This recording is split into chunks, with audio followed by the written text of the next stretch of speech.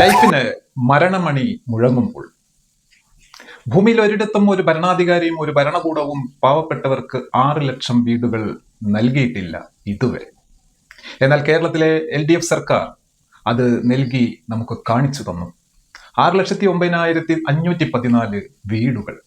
കേരളത്തിന്റെ അഭിമാനമായി മാറിയ ലൈഫ് പദ്ധതി UDF സർക്കാർ നിർത്തലാക്കുന്നു. എന്തിനു വേണ്ടി? അതിന് പിന്നിൽ അസഹിഷ്ണുതയുടെ ഇടത് രാഷ്ട്രീയ വിരോധം മാത്രമാണ് കാരണം. 2017 LDF സർക്കാർ ആരംഭിച്ച ലൈഫ് ഭവന പദ്ധതിയിൽ ജനറൽ വിഭാഗത്തിൽ 4 ലക്ഷം രൂപ വീതവും 1.5 ലക്ഷത്തോളം വരുന്ന പിന്നോക്ക വിഭാഗങ്ങൾക്ക് 6 ലക്ഷം രൂപ വീതവും 5,02,401 വീടുകൾ ഇതിനകം പൂർത്തിയാക്കി അവിടെ താമസം തുടങ്ങി. 1,07,113 വീടുകൾ നിർമ്മാണത്തിന്റെ വിവിധ ഘട്ടങ്ങളിലാണ്. 21,078 കോടി രൂപ ഇതിനായി ചെലവഴിച്ചിട്ടുണ്ട്. ഭൂമിയില്ലാത്ത ഭവനരഹിതർക്കായി വലിയ ഫ്ളാറ്റ് സമുച്ചയങ്ങൾ ലൈഫ് മിഷൻ നേരിട്ട് ഏറ്റെടുത്ത് നടത്തി.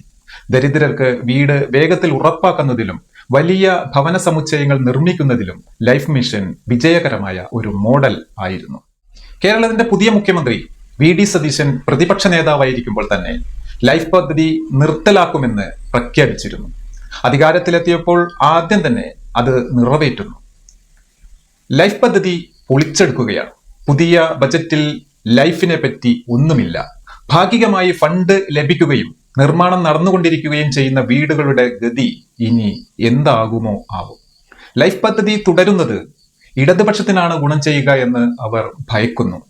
സാമൂഹികവും സാമ്പത്തികവുമായി പിന്നോക്കം നിൽക്കുന്ന പട്ടിക വിഭാഗക്കാരടക്കം വലിയൊരു വിഭാഗത്തിന് തുണയായ പദ്ധതിക്ക് ചരമക്കുറിപ്പെഴുതുന്ന UDF സർക്കാർ ആർക്കനുകൂലമായാണ് ഭരണം നടത്താൻ പോകുന്നതെന്ന് ഇതിനകം വ്യക്തമായി കഴിഞ്ഞു. പ്രബുദ്ധ കേരളം ഇത് തിരിച്ചറിഞ്ഞേ മതിയാകും.